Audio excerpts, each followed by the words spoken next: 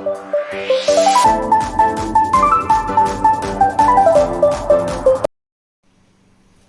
बच्चों, आज का हमारा जो टॉपिक है वो बहुत इम्पोर्टेंट टॉपिक है हमारे 11th के लिए भी और जेई के लिए भी।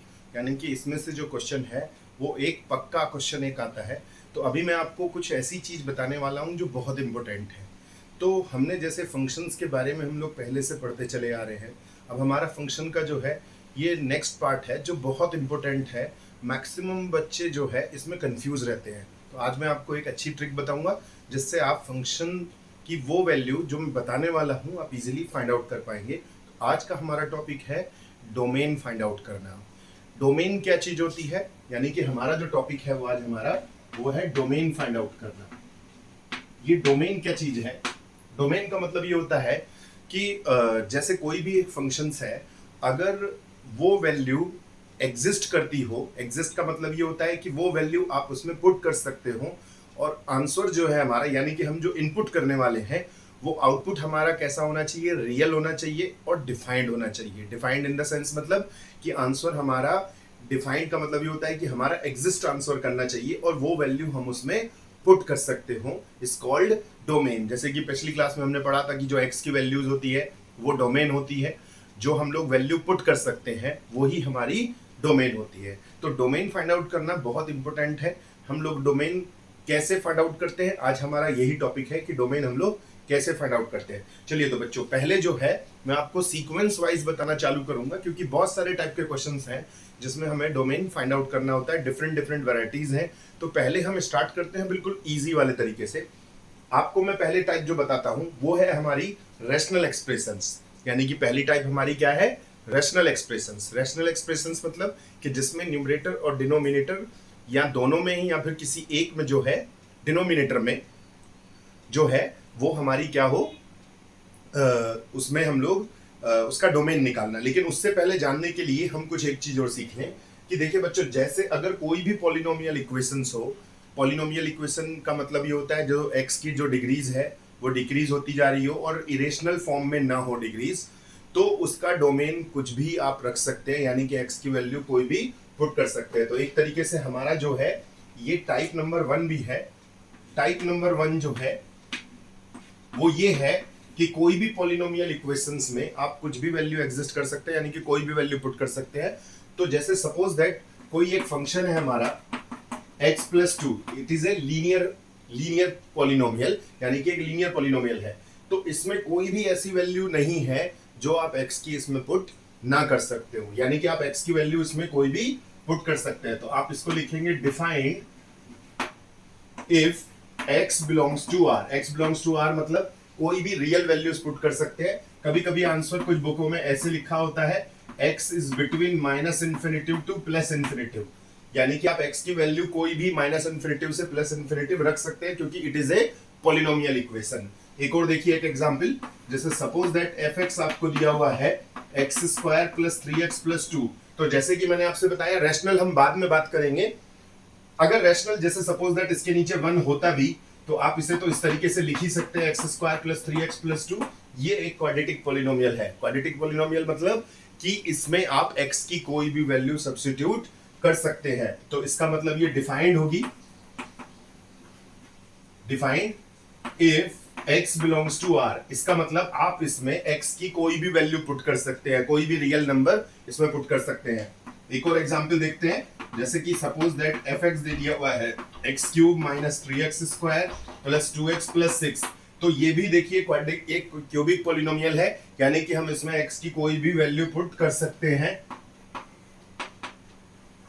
Defined if x belongs to r। जैसे कि मैंने आपसे बताया कि कभी कभी आंसर इस तरीके से भी लिखा होता है, यानी कि आप इसे ऐसे भी लिख सकते हैं और x बिलोंग्स टू -∞ टू +∞। इसका मीनिंग भी यही है कि आप x की वैल्यू इसमें कोई भी पुट कर सकते हैं। यानी कि आपको ये याद रखना है कि कोई भी पॉलिनोमियल इक्वेशंस हो तो हम उसमें x की कोई भी वैल्यू सब्स्टिट्यूट कर सकते हैं, वही हमारा डोमेन है। यानी कि इसमें डोमेन क्या होगा कि x बिलोंग्स टू r, यानी कि x की वैल्यू जो है आप कोई भी रख सकते हैं -∞ से +∞ के बीच में। तो इसी को हम लोग बच्चों डोमेन बोलते हैं। यानी कि डोमेन बहुत आसान है निकालना। तो जो मैंने आपको टाइप नंबर 1 बताई, हम किसी भी टाइप के इस टाइप के क्वेश्चंस का डोमेन फाइंड आउट कर सकते हैं।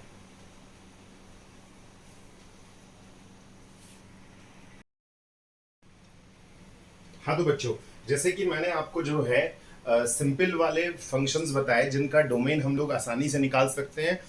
तो मैंने आप टाइप नंबर 1 में बताया था सिर्फ जो है न्यूमरेटर वाली रैशनल एक्सप्रेशंस थी, पॉलिनोमियल फॉर्म में थी। लेकिन अगर ये जो है न्यूमरेटर डिनोमिनेटर फॉर्म में हो, यानी कि रैशनल एक्सप्रेशंस फॉर्म में हो, तो उसका डोमेन हम लोग कैसे निकालते हैं। यानी कि अब हमारी यहां से स्टार्ट होती है टाइप नंबर 2।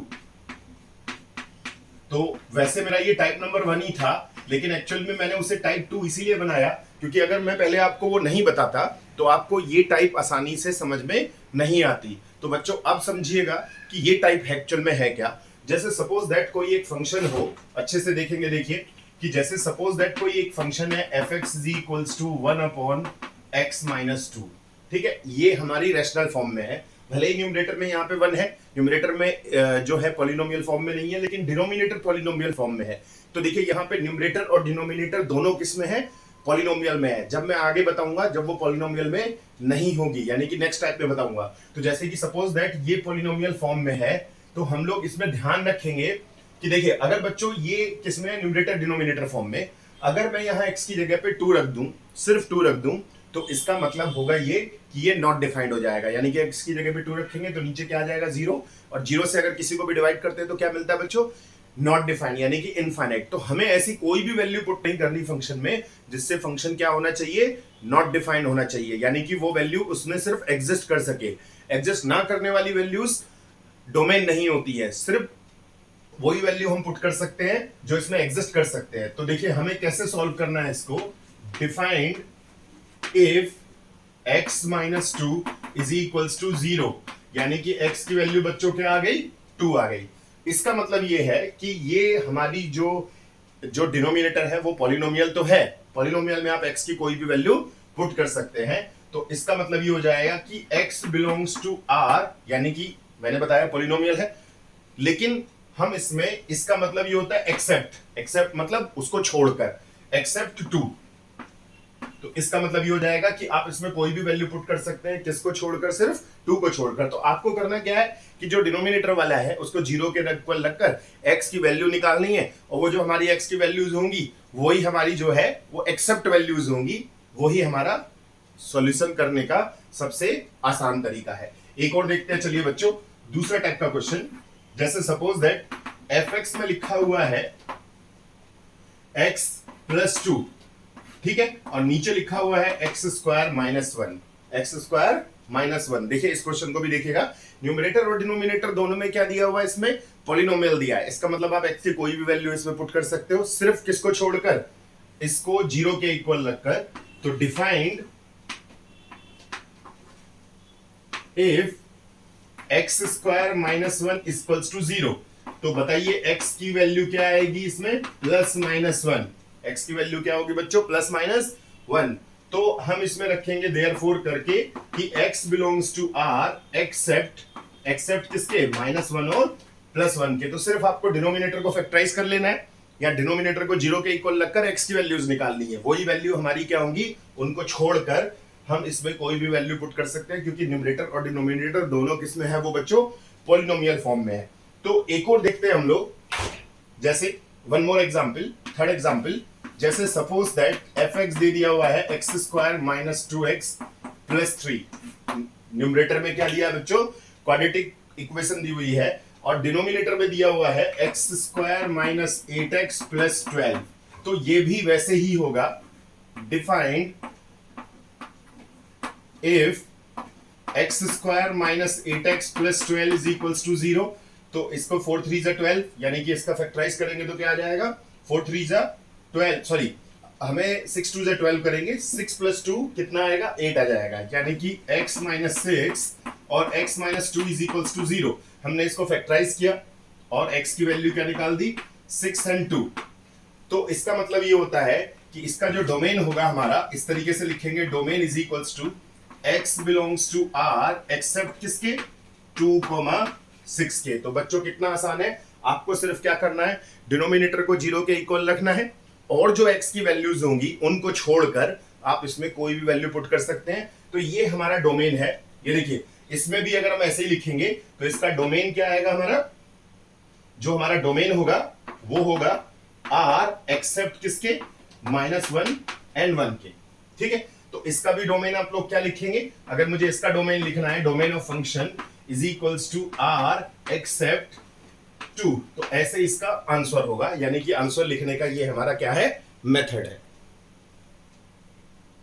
तो आप लोगों को ये समझ में आ गया होगा कि अगर इस तरीके का कोई क्वेश्चन न्यूमरेटर और डिनोमिनेटर फॉर्म में लिखा हुआ है और दोनों पॉलिनोमियल्स हैं, तो उनमें हम लोग डोमेन कैसे फाइंड आउट करें। बहुत आसान है, बस मैंने जैसे कि आपको बताया, डिनोमिनेटर को 0 के इक्वल रखिएगा, x की वैल्यू निकाल लीजिएगा। उसके बाद जब डोमेन हम लिखेंगे, तो क्योंकि न्यूमरेटर डिनोमिनेटर मैंने जैसे एज यूजुअल बताया कि ये पॉलिनोमियल फॉर्म में है, तो आप x की कोई भी वैल्यू इसमें सब्स्टिट्यूट कर सकते हैं इजीली, सिर्फ किसको छोड़कर, जो डिनोमिनेटर से हमको x की वैल्यूज फाइंड आउट होंगी उनको छोड़कर। तो ये जो सिंबल है हमारा किसके लिए है, एक्सेप्ट के लिए।